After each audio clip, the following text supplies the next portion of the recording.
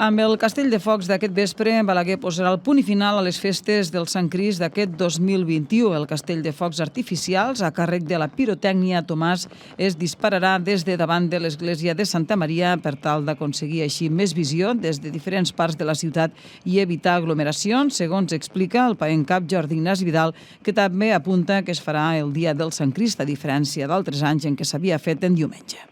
Aquest matí els actes han començat amb la sortida des de la Casa de la Paeria de la Corporació Municipal cap al Santuari del Sant Crist per assistir a la missa solemne acompanyats per la Cobla Selvatana i els gegants de Balaguer. La missa solemne s'ha celebrat presidida per Monsenyor Joan Enric Vives, arquebisbe i bisbe diocesà al Santuari del Sant Crist. També avui s'ha repetit l'activitat vermutegem pels nostres bars de la plaça del Mercadal, en què cada establiment ha ofert un vermut especial festes del Sant Crist a les seves terrasses. La jornada matinal també ha inclòs una passejada de les autoritats i els gegants des de la plaça de Sant Salvador fins a la plaça del Mercadal, on ha tingut lloc la ballada de l'Arpia i posterior ballada de gegants i capgrossos acompanyats per la Cobla Selvatana. A la 1 del migdia s'ha fet l'acte de lliurament del 32è Premi Comte Jaume d'Urgell a la Bressola, Escoles Associatives de la Catalunya Nord, a l'escenari de la plaça del Mercadal, on seguidament els assistents han pogut també ballar sardanes amb la Cobla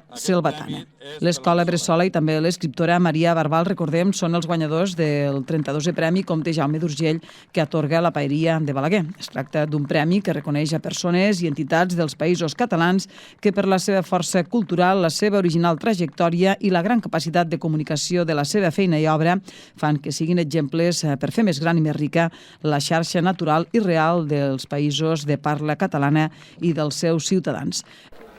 Doncs per nosaltres, per la Bressola i els amics de la Bressola, és molt important de rebre el premi del Comte Jaume d'Urgell, perquè és un reconeixement a tota la tasca que fem a nivell d'immersió lingüística en català a la Catalunya del Nord de més de 40 anys. I també és un premi que arriba a un bon moment perquè necessitem més que mai suport pels entrebancs que tenim de l'Ajuntament de Perpinyà al moment de l'obertura del segon col·legi i futur liceu a Perpinyà, que ens permetria de seguir tot el curs escolar de la maternal fins a la universitat. Doncs és un moment clau i per això agraïm molt a la ciutat de Balaguer per aquest premi.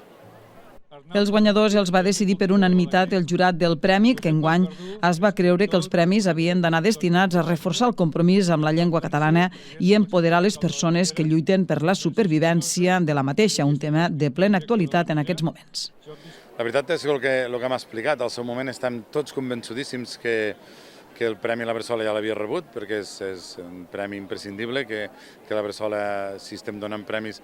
de cultura catalana, ja el tingués, i al veure l'anterior edició, que encara no el tenia, vam decidir unànimement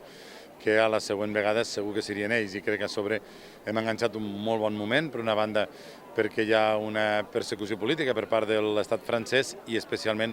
de l'alcaldia de Perpinyà, en mans de l'extrema dreta, que intenta bloquejar al màxim el creixement. Hem de tindre present que així com nosaltres aquí a Catalunya Sud tenim la sort de poder disposar d'ensenyament amb la nostra llengua, a Catalunya Nord això només se pot fer via una entitat privada que el que fa és defensar els drets dels catalanoparlants a la Catalunya Nord, no? I per tant aquesta entitat, que és la Bressola, necessita tindre tot el nostre suport després de 41 anys de lluita, diguem-ne, fent que els nens i nenes aprenguin amb la seva llengua, no? Perquè sí que és cert que l'estat francès sempre s'ha vestit d'igualtat, fraternitat i llibertat, però la veritat és parlant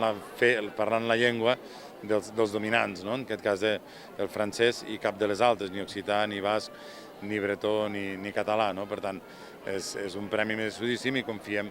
que puguem seguir endavant i que algun dia es puguin normalitzar totes aquestes situacions tan anòmales.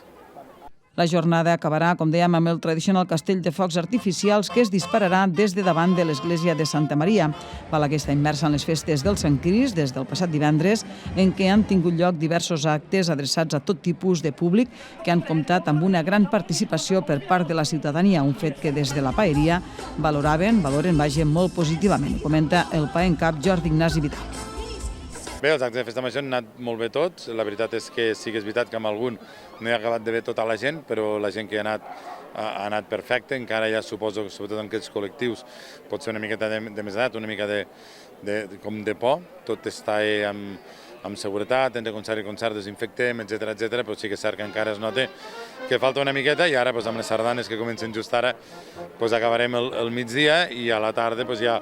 els dos concerts i acabarem amb el Castell de Focs i hi ha les firetes, hi ha les paradetes, per tant la valoració és molt positiva.